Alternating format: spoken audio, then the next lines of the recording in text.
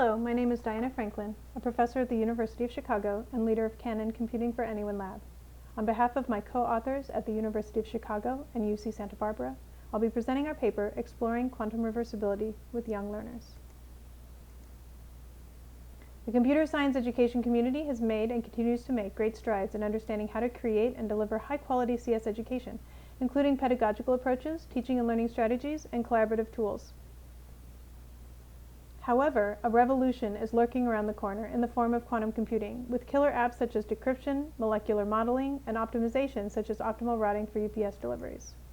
However, this revolution is nothing like the transformation from vacuum tubes to semiconductor circuits, which maintained the same programming model, but with faster underlying hardware that's accelerated everything. These quantum devices and the quantum physics laws they follow provide a radically different set of operations from which to create new algorithms. This makes it substantially more difficult to create new algorithms, but with substantially more promise in orders of magnitude speed advances. At the same time, it doesn't accelerate all computation, just certain classes of applications. Although it is still early days, there are small quantum computers, 100 qubits or so, available at cloud resources, and educational resources are being created by companies and academics for high school. Instead of waiting until the field is established, leaving major constituents of our population unrepresented, we are starting the early research that can bring quantum computing education to broad populations. In this study, we tackle the concept of quantum reversibility with a goal to understand where students' existing everyday understandings of reversibility align and where they differ from an understanding useful for quantum computing. Our goal is quantum computing, not quantum physics. That is, we want to understand how quantum principles affect computation and algorithms, not explain the quantum principles themselves. Much of instruction for quantum computing focuses on two extremes: explaining the quantum physics principles in detail so that students can understand the underlying physics that determines the quantum state and operations, or a theoretical approach that focuses on the mathematics equations and constraints like invertibility. We seek a middle ground in which we teach the intuition behind the physics through everyday examples and then show how that affects the operations and programming. But I'm getting ahead of myself. While I don't have time to give a tutorial on quantum computation, I'll introduce just a little so that you can understand the context and material of this talk. The difference between quantum computing and classical computing consists of differences in how state is stored and operated on. A simplified view of state is that instead of storing a single value, quantum variables store a superposition of multiple values. At any given time, it actually has multiple values. The constraint is that only one can be read out at a time. And once read out, the rest are gone. So quantum operations manipulate the probabilities of reading out each of the values. In terms of state, it's almost like storing a 0 and a 1 at the same time in a spinning coin, and you let it land to read out heads or tails. Perhaps a weighted coin could be used to manipulate that probability, giving it a higher chance of reading one or the other. Quantum superposition, like that spinning coin, is incredibly fragile and susceptible to decoherence, which is the modification or loss of that superposition. In order to reduce the chance of decoherence, there can be no information creation or loss, because that leads to heat dissipation, which leads to decoherence. Time to decoherence is one of the fundamental limits to quantum calculations at this time. The limitation that all operations be reversible is a constraint that classical computers does not share. Our team created a draft learning trajectory for reversibility, starting with reversibility of everyday actions, because at its heart, reversing an action is a physical action that occurs on a quantum device holding a qubit. We then move towards the reversibility of calculations, because the way we determine whether something is reversible is similar to checking the invertibility of a function. And finally, we go to the implications on quantum programming. Unfortunately, I don't have time to explain the entire trajectory. In this study, we focus on the very beginning of the trajectory to understand how students view reversibility in daily life. Why? Why do we care about that? Because constructivism posits that students learn new knowledge through the lens of their prior knowledge. Our goal is to understand how that lens affects how they interpret reversibility. If we understand that, we can create better educational interventions. So, we want to know what are students' real-world conceptions of reversibility, and how do those conceptions align or not align with an interpretation that would align with quantum reversibility at a macro level. Our study consisted of 15 third-grade students, 8 to 9 years old. It was a 3-phase activity on reversibility, and we specifically designed it so that students would articulate understandings through conversations and written prompts. This study was IRB approved. Phase 1 was categorizing actions in groups. We gave them some pictures that were clearly reversible, some that were clearly not reversible, and some that could be reversed but perhaps would have lingering effects on the objects. Students sat in groups and discussed and categorized the cards into 3 groups: reversible, not reversible, and not sure. Groups then shared the categorizations and reasonings for the classroom.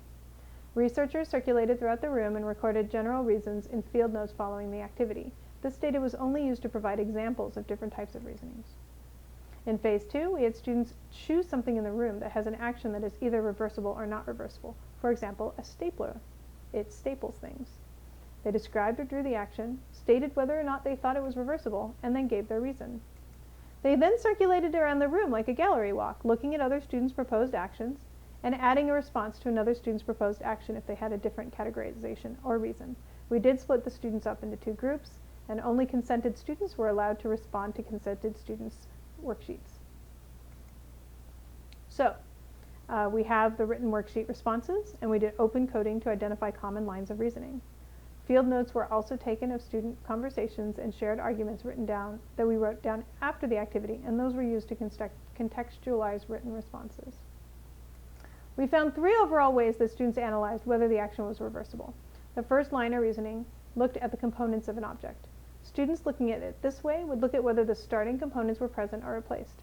For example, some students considered actions to be reversible if items were then recycled, such as paper, or replaced, such as replacing the lead in a mechanical pencil.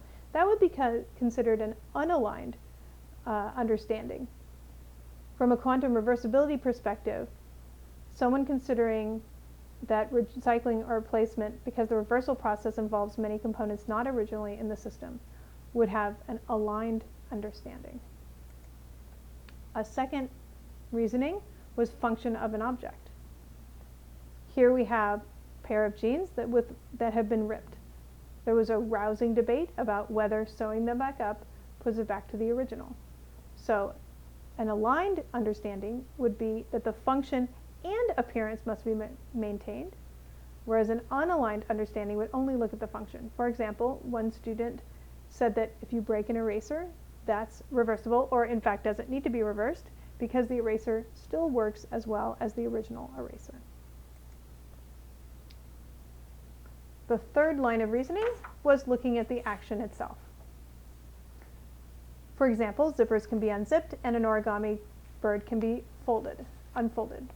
A more aligned view would look at both the action and the end state, whether there will be creases in the paper after the bird is unfolded.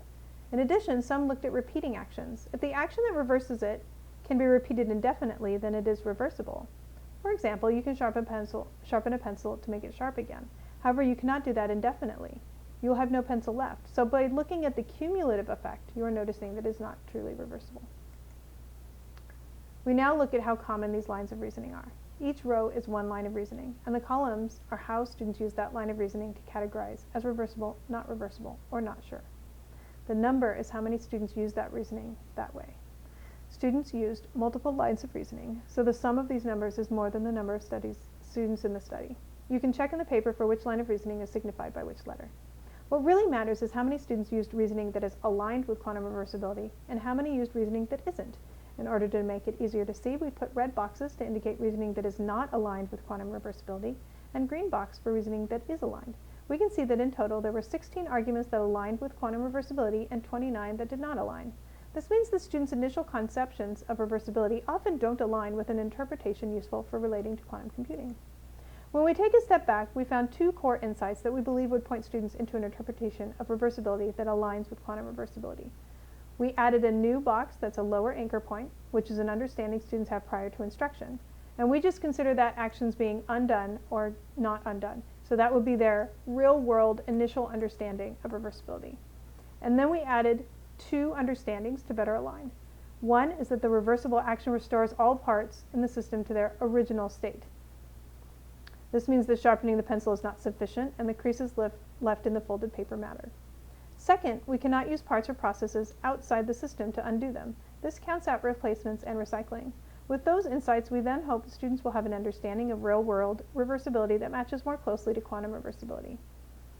What did we learn? We learned that students' everyday understandings of reversibility are not quite aligned with quantum reversibility, but we believe that 2 constraints may bridge the gap. This is merely a first step. It remains to be seen whether instruction that includes these requirements become more aligned to categorization of their actions, or whether such instruction helps students understand quantum reversibility down the road.